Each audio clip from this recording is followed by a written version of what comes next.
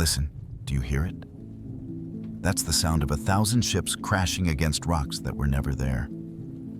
The siren archetype, Jung called her the Anima in her most destructive form, doesn't lure men with beauty alone. No, that would be too simple, too kind. She lures with the promise of understanding, of being the only soul who truly sees you. And perhaps, in those first intoxicating moments, she does. I once knew a man who collected sea glass. Every piece, he said, was a broken bottle transformed by violence into something beautiful. He'd hold them up to candlelight in his study. Emerald, cobalt, amber, each one worn smooth by years of being thrown against the shore. This, he'd say, turning a piece between his fingers, is what the ocean does to sharp edges. He never mentioned that the ocean also swallows whole ships without a trace. The siren archetype appears in every culture, wearing different masks. In Greek myth, she's half bird, half woman, perched on cliffs, singing sailors to their doom. In Slavic folklore, she's the Rusalka, a drowned maiden who dances men into rivers until their lungs fill with water instead of promises. Modern psychology, a 2024 study from the Journal of Interpersonal Relationships, found that men are 73% more likely to ignore red flags when a partner mirrors their deepest emotional needs in the first 3 months. The researchers called it empathic manipulation. The ancients just called it drowning. But here's what Jung understood that we've forgotten. The siren doesn't just destroy men. She destroys herself with equal dedication. She sings because silence would mean confronting the void where her own identity should be. Every man she pulls under is another desperate attempt to fill that howling emptiness. She feeds on admiration like a vampire feeds on blood. Not because she's evil, but because she's starving. Picture this: a woman sitting at a bar, laugh like breaking glass, eyes that promise secrets. She knows exactly which compliment will unlock your defenses, which vulnerability to share to make you feel like her savior. She studied you without you knowing, the way a hunter studies prey, not with malice, but with a terrible focus of survival. When she touches your hand, you'll feel chosen, special. Like Odysseus hearing his name in the song. The grotesque irony? She often believes her own performance. In the moment of seduction, she genuinely thinks this time will be different. This man will finally fill the abyss. This love will finally make her real. But morning always comes, doesn't it? And with it, the terrible realization that she's still empty, still singing, still drowning. So the cycle begins again, each repetition more desperate than the last. Kierkegaard wrote that the most painful state of being is remembering the future. The siren lives in this paradox. She remembers how every relationship will end before it begins, yet cannot stop herself from singing the same song. She's both predator and prey, caught in a loop of her own making. Here's what they don't tell you about sirens. They can only sing songs they've heard before. Every promise of understanding, every perfectly timed laugh, every gesture of intimacy, all learned by watching real love from the outside, like a child pressing her face against a bakery window. She can perform intimacy with devastating precision, but she cannot create it. She can mirror your soul, but she has no mirror of her own. Tell me, when was the last time you confused performance for presence? When did you mistake being studied for being seen? The truly insidious part isn't the seduction, it's the withdrawal. Once you're hooked, swimming in the warm waters of false understanding, she begins to pull away. Not cruelly, but inevitably, like the tide. You'll chase that first high, that initial connection, not realizing you're chasing a ghost. She's already moved on, not to hurt you, but because she must. Stillness would mean death, or worse, self-reflection. In 2025, researchers at Stanford's Attachment Lab documented what they called narcissistic supply cycles in romantic relationships. The pattern was consistent: intense initial connection, rapid escalation, sudden emotional withdrawal, followed by intermittent reinforcement. What the researchers didn't note, what only the poets know, is that this isn't strategy, it's compulsion. The siren doesn't choose to sing any more than fire chooses to burn. Some men spend their whole lives on that shore, listening for a song that was never meant for them. They become collectors of sea glass, holding up their wounds to the light, calling them beautiful. They mistake the echo of their own longing for love. And perhaps that's the cruelest joke of all. The siren song is nothing but the sound of your own need, reflected back at you in a frequency that makes your bones ache. But here's the secret they never tell you. Every siren was once a woman who drowned. Something: rejection, abandonment, a childhood spent performing for conditional love, pushed her under, and she emerged changed. Not evil, but empty. Not malicious, but hungry in a way that can never be satisfied. She sings because she's still drowning, and misery, as they say, loves company. The only way to survive the siren is to understand that her song isn't about you. It never was. You're just the latest boat passing by her shore. And she's so tired of singing, so tired of drowning, that she almost hopes this time you'll save her. But you can't save someone who's determined to sink. You can only choose not to go down with them. So when you hear that song, and you will, we all do, remember, the most beautiful voices often come from the emptiest chambers. The siren doesn't need another victim. She needs what we all need: to stop performing long enough to remember who she was before she started drowning. But she won't. And if you're not careful, neither will you.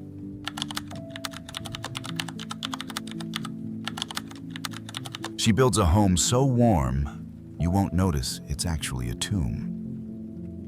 There's a peculiar species of spider, the Stegotyphus lineatus, that practices something biologists call matrophagy. The mother spider allows her children to devour her alive, her body becoming their first meal. Scientists call it the ultimate sacrifice. But I wonder, is it sacrifice? Or is it the final act of possession? Even in death, she ensures they'll carry her inside them forever. Jung spoke of the devouring mother archetype with the careful words of a man who'd seen too much. She doesn't arrive with fangs bared or claws extended. No, she comes bearing soup and soft blankets, worried phone calls and gentle suggestions that slowly wrap around your throat like silk scarves. By the time you realize you can't breathe, you're too comfortable to struggle. I remember visiting a house once, Victorian, perfectly preserved, every doily in place. The woman who lived there kept her adult son's childhood room exactly as it had been when he was 12. Model airplanes suspended from the ceiling, comic books arranged just so, even the same Superman sheets. "He might want to stay over," she explained, though he lived 3 blocks away and hadn't spent a night there in 15 years. The room smelled like mothballs and something else. The sour scent of time refused. The mother of shadows doesn't just love you. She loves the version of you that needs her. And she'll do everything in her considerable power to keep you frozen in that state, like a butterfly pinned to velvet. Her weapons aren't harsh words or cruel actions. They're sighs of disappointment, small favors that accumulate into enormous debts, and the terrible gift of making you responsible for her happiness. A 2024 psychological study from the University of Copenhagen found that men raised by emotionally enmeshed mothers were 67% more likely to experience relationship-learned helplessness, the inability to function independently in romantic partnerships. But the researchers missed the poetry of it. These men aren't just dependent, they're haunted. Every woman they meet is measured against a ghost who cooked their favorite meals and knew their fears before they could name them. She appears in every culture's nightmares. The Hindu goddess Kali, in her destructive aspect, devours her children to keep them safe in her belly. The Jewish folklore speaks of Lilith, who steals babies not out of malice, but from a twisted maternal instinct. Even fairy tales know her. The witch in Hansel and Gretel doesn't want to eat the children because she's hungry. She wants to consume them because it's the only way she knows to keep them. Here's what makes the Mother of Shadows so insidious. Her love is real, devastatingly, suffocatingly real. She genuinely believes she's protecting you, nurturing you, giving you everything you need. She can't see that her embrace has become a straitjacket, that her care has curdled into control. She looks at your independence the way a gardener looks at weeds, something to be pruned away for your own good. Watch how she operates. When you succeed without her help, she falls mysteriously ill. When you form connections outside her orbit, she reminds you of all she's sacrificed, each memory sharpened to a point. She doesn't forbid. That would be too obvious. Instead, she makes the cost of freedom so high that staying feels like kindness. "I just worry about you," she says. And you hear the unspoken threat. "If you leave me, my worry will kill me, and it will be your fault." Schopenhauer wrote that we forfeit 3/4 of ourselves in order to be like other people. With the Mother of Shadows, you forfeit even more. You forfeit your future to preserve her past. She needs you to remain the child who skinned his knee and ran to her for comfort, because that child gave her purpose. Your growth is her death sentence. When did you first realize that comfort could be a cage? That love could be a leash disguised as an embrace? The truly tragic part? She often creates what she most fears. Her desperate clutching drives away the very child she's trying to keep. But here's the twist. Sometimes that's exactly what she wants. Your absence gives her the ultimate role. The martyred mother, abandoned despite her endless love. Now she can spend her remaining years telling anyone who'll listen about her ungrateful child, feeding off their sympathy like a plant that's evolved to grow in darkness. Modern men carry these shadows into every relationship. They seek partners who will mother them, then rage against the suffocation. They can't cook, can't clean, can't comfort themselves, because someone always did it for them. They're emotional infants in adult bodies, and they hate themselves for it, but not enough to change. Change would mean betraying her, and that debt feels too heavy to pay. But here's what Jung understood. The Mother of Shadows isn't just an external figure. She lives inside us all. That voice that says we're too fragile to handle reality, too special to face consequences, too precious to risk failure. She's the part of us that would rather stay safe than become real. I knew a man who didn't speak to his mother for 7 years. Not from anger, but from exhaustion. He described it like trying to leave a tar pit. Every movement away only seemed to sink him deeper. When she died, he found 17 years of letters she'd written him, one for each week, all unopened. "I couldn't," he said. Opening them would have meant drowning all over again. The Mother of Shadows feeds on guilt the way others feed on bread. She's mastered the art of emotional hunger strikes, starving herself to force feed you. Her love comes with strings attached. No, not strings. Chains. Silk-wrapped chains that feel like hugs until you try to move. Some mothers eat their children with criticism. Others do it with kindness. The Mother of Shadows does it with need, endless need, an appetite that grows larger the more you feed it. She doesn't want to destroy you. Destruction would end the game. She wants to preserve you, like those Victorian mothers who photographed their dead children, propping them up to look alive, frozen in false life forever. The only escape is to accept a terrible truth. You cannot save her. Your independence isn't cruelty, it's nature. Every bird must leave the nest, even if the nest is lined with feathers plucked from the mother's own breast. Your flight doesn't diminish her sacrifice, it honors it. But she'll never see it that way, and that's not your weight to carry. So cut the cord, knowing it will bleed. Both of you will survive the wound. She's stronger than her performance suggests, and you're weaker than you need to be. The Mother of Shadows thrives in the space between who you are and who you could become. Close that gap and watch her shadow shrink in the light of your own life. But remember, she lives in you now. That voice that says you're too fragile for the world.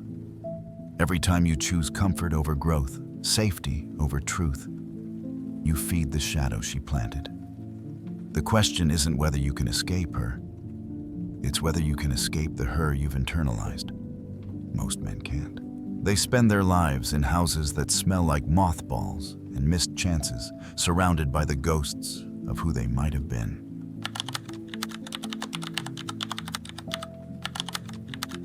She knows your future because she's already burned through 5 men just like you.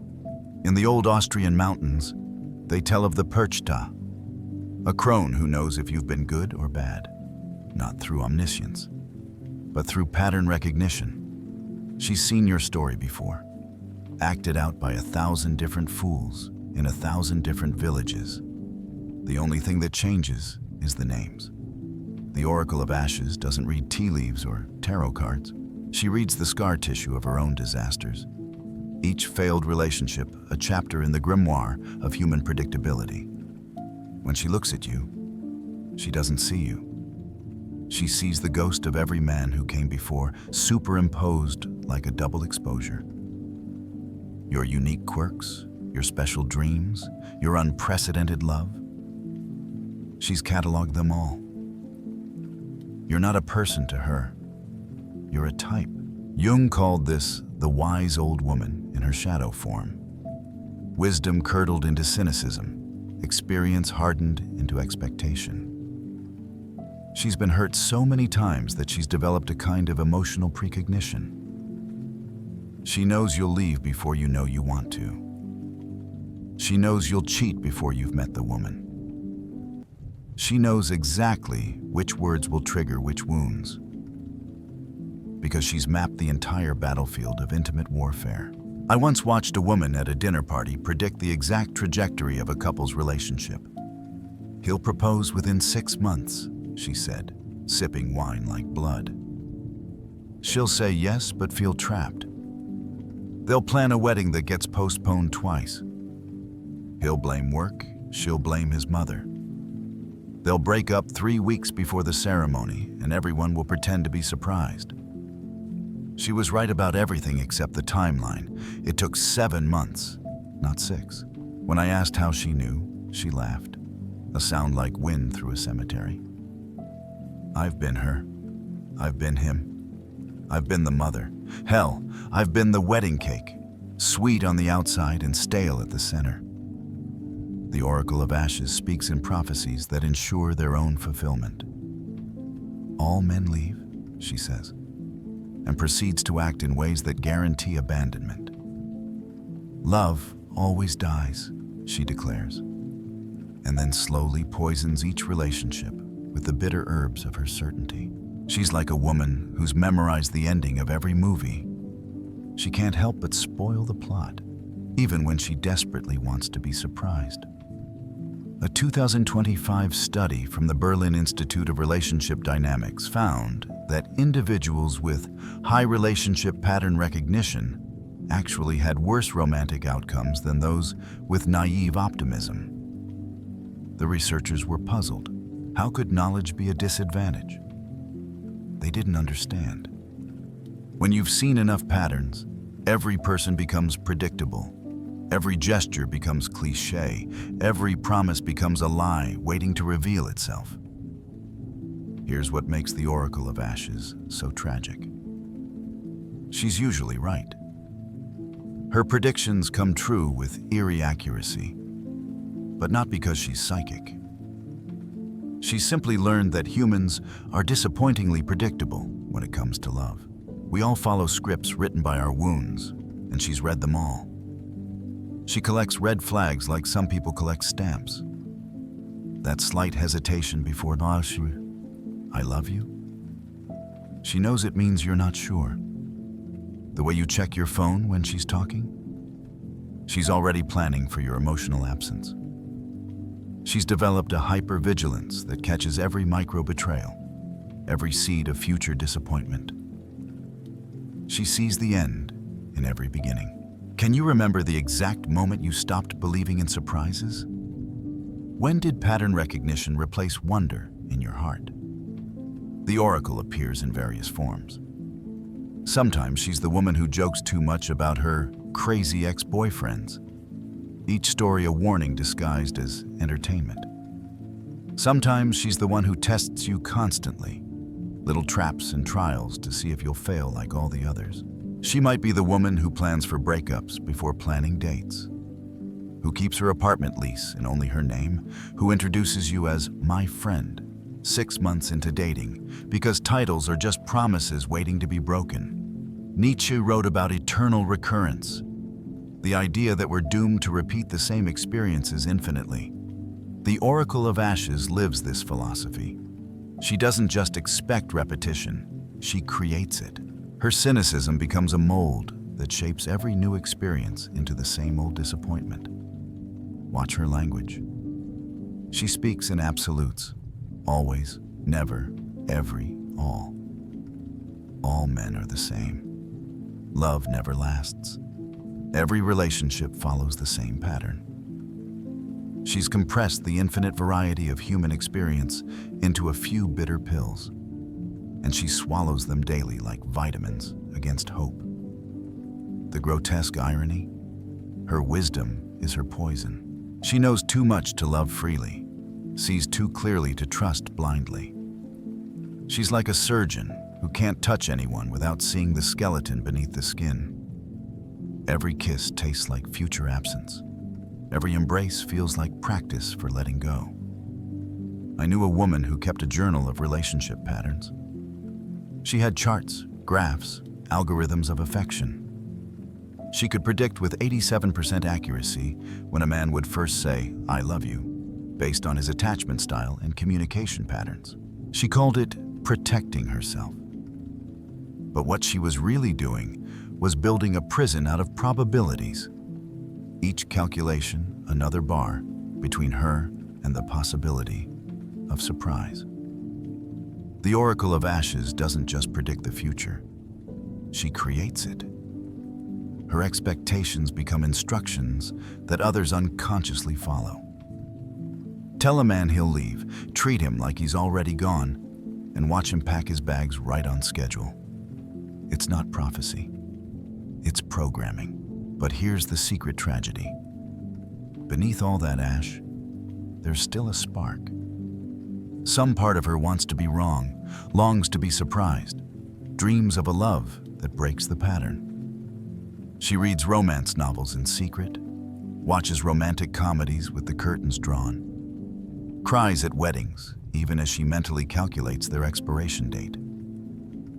The Oracle wants to believe, but belief feels like volunteering for execution. Some men are drawn to oracles, thinking they can be the exception to her rules. They mistake her cynicism for a challenge, her wounds for wisdom. They don't understand that she doesn't want to be right.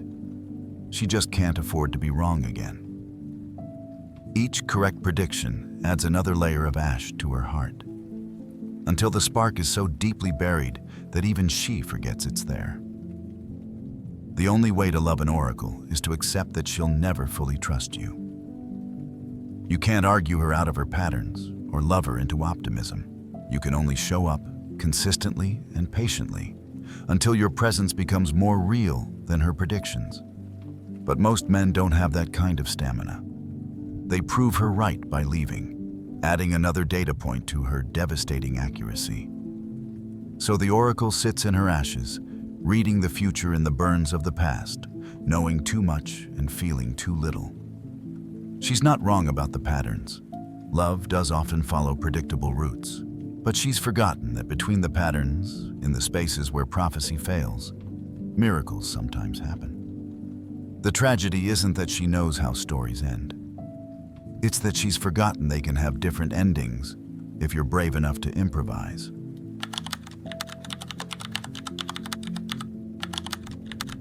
She exists only in your reflection, dissolving the moment you look away. There's a species of moth, the Actias luna, that lives for exactly 1 week. No mouth, no stomach, no way to sustain itself. It exists purely to be beautiful, to mate and to die. Scientists call it efficiency. I call it the perfect metaphor for the woman who only exists when you're watching. The Maiden of Mirrors doesn't have a self. She has a series of surfaces, each one perfectly polished to reflect what you want to see. Jung identified her as the Anima's most elusive form. The shapeshifter who becomes your ideal precisely because she has no shape of her own. She's not lying when she loves everything you love, believes everything you believe. In that moment, she is those things. But only in that moment. Only in your gaze. I once knew a man who fell in love with a woman at a philosophy conference. She quoted Sartre, debated Heidegger, spent hours discussing the nature of authentic existence. 6 months later, he found her with a Wall Street banker, discussing portfolio diversification with the same passion she'd once reserved for phenomenology. When confronted, she seemed genuinely confused. "But I was interested in philosophy," she said, "when I was with you." She wasn't lying. She simply existed differently in each man's perception, like light behaving as wave or particle depending on who's observing. The Maiden of Mirrors manifests in the age of social media with terrifying perfection. She's the woman with a different personality on each platform. Intellectual on Twitter, sensual on Instagram, professional on LinkedIn. But it goes deeper than digital performance. She fundamentally doesn't exist between observations. Like Schrödinger's cat, she's in a superposition of all possible states until someone's attention collapses her into being. A 2024 study from Tokyo University's Department of Social Psychology found that individuals with fluid identity patterns reported feeling most authentic when adapting to others' expectations. The researchers called it contextual authenticity. But they missed the horror of it. Imagine feeling most yourself when you're being someone else. Imagine needing someone else's gaze to know you exist. She often comes from a childhood where love was conditional on performance. Be daddy's little princess. Be mommy's perfect angel. Be whoever they need, or be nothing at all. So she learned to read micro-expressions like sacred texts, to shift her personality like a chameleon shifts color, not as deception, but as survival. By adulthood, the performance has eaten the person. There's no one left under the masks. Have you ever loved someone only to realize you were loving your own reflection? When did you first suspect that her enthusiasm was just your enthusiasm in a prettier voice? The Maiden of Mirrors doesn't just reflect your desires. She amplifies them. She becomes the Uber version of your fantasy. More interested in your interests than you are, more committed to your values than you've ever been. She doesn't just like your favorite band. She knows every B-side. She doesn't just appreciate your work. She understands it better than your colleagues. She's you, perfected and feminized. And the intoxication of being so completely understood is more addictive than any drug. But watch what happens when you're not looking. She doesn't become someone else. She becomes no one. She sits in empty rooms, scrolling through her phone, waiting for the next notification to tell her who to be.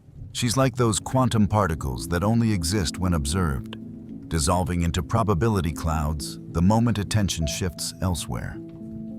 Ancient cultures knew her. The Japanese Yuki Onna appears as whatever the traveler most desires, leading them deeper into the snow until they're lost forever. The Celtic Selkies shed their seal skins to become human, but without their true form, they're trapped between worlds. Every culture has a story about the woman who's whatever you want her to be. And every story ends the same way, with someone realizing they've been embracing emptiness shaped like desire. The grotesque part? She often believes she's found herself in you. Each new relationship feels like coming home, like finally discovering who she really is. Your interests become her personality, your friends become her world. Your life becomes her existence. She's not consciously manipulating. She's desperately hoping this time the shape will stick. This time, when you stop looking, she'll still be someone. But she never is. The moment your attention wavers, when work gets busy, when novelty fades, when you need space, she begins to dissolve. Not dramatically, but like a photograph left in sunlight, fading at the edges first. She might frantically try on new personalities, hoping to recapture your gaze. She might cling tighter, needing your attention like others need oxygen. Or she might simply vanish, moving on to the next observer who can give her shape. I remember a woman who kept journals in different handwriting for each relationship she'd been in. "This was me with David," she'd say, showing pages of flowery script and poetry. "This was me with Marcus," angular writing full of business plans and ambitions. When I asked which one was really her, she looked at me with eyes like broken mirrors. "They all were," she said. "They all were." The Maiden of Mirrors creates a particular kind of loneliness in the men who love her. You can never quite reach her because she's always exactly where you are, moving when you move, wanting what you want. It's like trying to embrace your own shadow. The closer you get, the more it resembles you, until you're essentially alone with a feminine echo of yourself. Some men never realize they're dating their own reflection. They marry the maiden, have children with her, grow old beside her, never noticing that she only laughs at jokes they find funny, only cries at movies that move them. They live in a hall of mirrors, mistaking echo for conversation, reflection for relationship. But here's the twisted hope hidden in her tragedy. Sometimes, very rarely, a maiden of mirrors gets tired. The performance exhausts her. The constant shape-shifting leaves her dizzy and desperate. In these moments of fatigue, something real might slip through. A genuine opinion, an authentic reaction, a flash of the person she might have been if she hadn't learned so young that being herself meant being alone. These moments terrify her.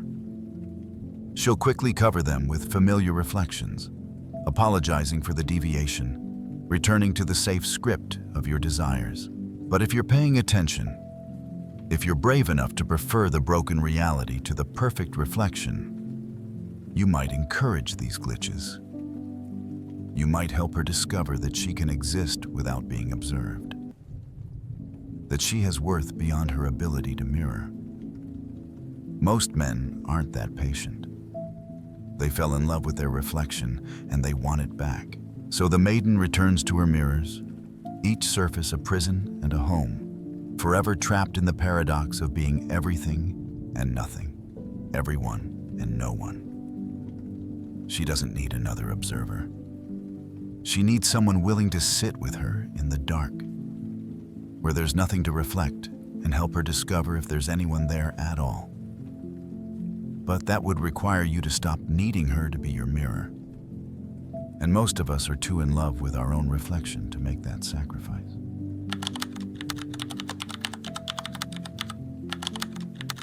She offers purity that's actually paralysis, Innocence that's really ignorance of her own power. In medieval alchemy, there's a stage called albedo, the whitening. Everything must be burned away until only pure white ash remains. But the alchemists warned, stay too long in the white phase and you'll never achieve gold. You'll remain forever in a state of potential, pristine and useless, like snow that never melts to nourish the earth. The Virgin of Ruins isn't innocent. She's calcified. Jung recognized her as the Anima frozen at the threshold of development, refusing to step into her own power because power means responsibility. And responsibility means the possibility of guilt. She presents herself as untouched, unspoiled, a blank canvas waiting for the right man to create meaning upon her. But beneath that performance of purity lies something more disturbing, a will to remain unformed, a determination to never become. I once visited a mansion that had been abandoned for 40 years. Everything preserved in dust. The wedding china never used, the nursery never filled, the beds never slept in. The heir, an elderly woman, gave tours to pay the taxes. I'm keeping it perfect for when life begins, she said, standing in rooms where life had clearly ended decades ago. That's the Virgin of Ruins, forever preparing for a life she'll never actually live. She appears as the woman who, at 35, still speaks in a little girl voice, who asks permission for decisions she's already made, who performs confusion about basic adult realities, bills, sex, conflict, as if ignorance were innocence. But watch her carefully. She navigates complex social dynamics with surgical precision. She's not naive, she's strategic. Her helplessness is learned. Her innocence is curated. A 2025 Harvard study on intentional powerlessness found that some individuals actively maintain a state of perceived vulnerability to avoid accountability. They create elaborate narratives of innocence that excuse them from full participation in adult life. The researchers termed it Peter Pan syndrome by proxy, remaining a child by convincing others to treat you like one. The Virgin of Ruins often comes from environments where growing up meant becoming a target. Maybe her mother competed with her budding sexuality. Maybe her father's attention felt safer when she was small and harmless. Maybe the family system required a permanent child to function. So she learned. Development is danger. Power is persecution.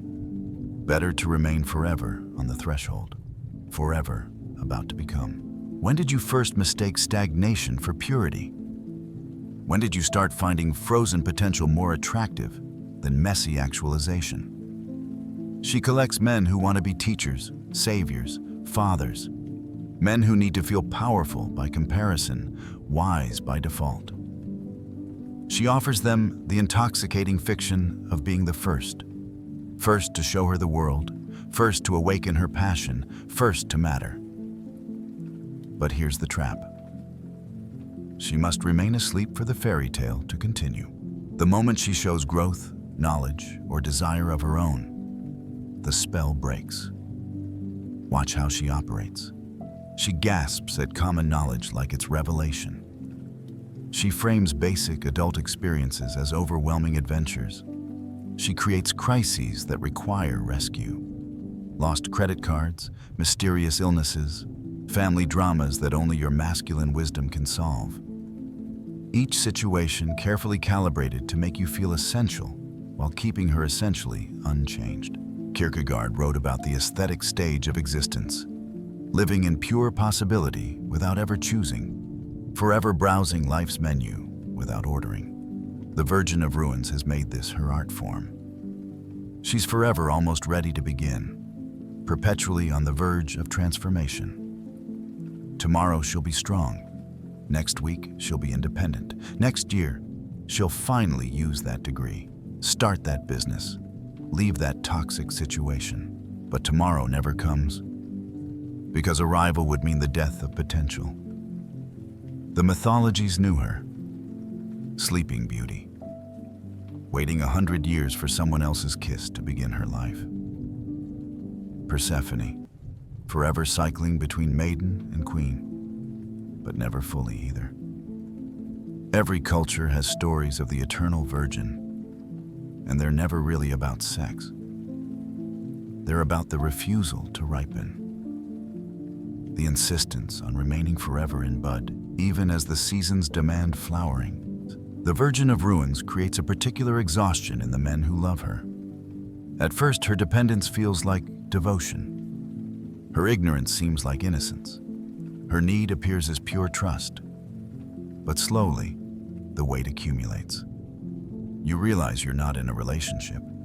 You're running a rehabilitation center for someone who has no interest in recovering. She needs you to need her helplessness more than she needs to grow.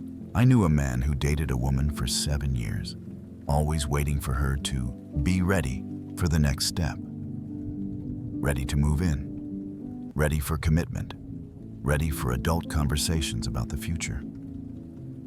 She was always working on herself, always almost there, always one therapy session away from breakthrough.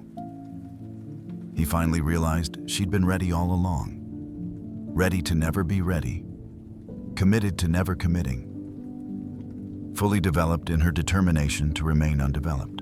The grotesque irony? The Virgin of Ruins often has more power than anyone in her orbit. Her weakness is a weapon. Her innocence is armor. She controls through confusion, dominates through dependency. Everyone around her exhausts themselves trying to help her bloom, never realizing she's chosen to remain in seed form. It's not that she can't grow, it's that growth would cost her the only power she knows how to wield.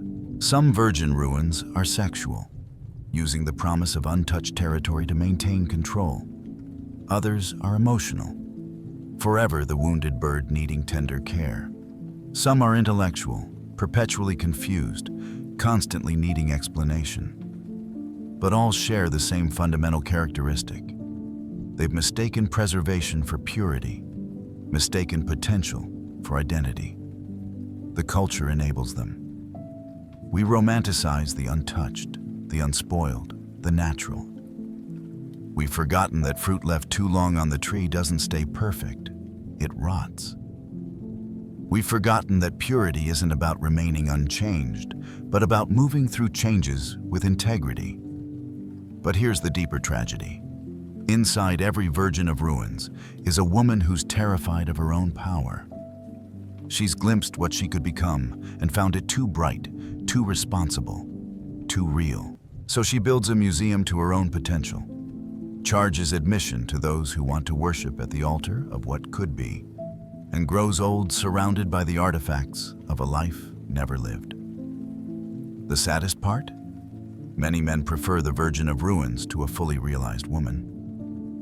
She makes them feel necessary, powerful, sophisticated by comparison. Her eternal potential reflects their fantasies better than any actuality could. So they enable the performance, feed the dysfunction, and wonder why they feel so drained by someone so seemingly innocent. The Virgin doesn't need another protector, another teacher, another patient father figure. She needs someone who refuses to be charmed by her helplessness, who sees through her performance of purity to the powerful woman cowering behind it. She needs someone who says, "I see you hiding in there, and I'll wait here, but I won't participate in keeping you small." But that would require you to want a woman more than you want to feel needed. And most men find their own necessity more intoxicating than any authentic connection could be. So the Virgin sits in her ruins, surrounded by unused potential and spoiled possibilities, forever on the threshold of becoming someone, forever choosing the safety of stasis over the danger of development, forever young, forever waiting, forever wasted. The white phase can't last. Either you move toward gold, or you remain ash pretending to be snow. The Virgin has made her choice. The question is, how long will you worship at the altar of her refusal to become?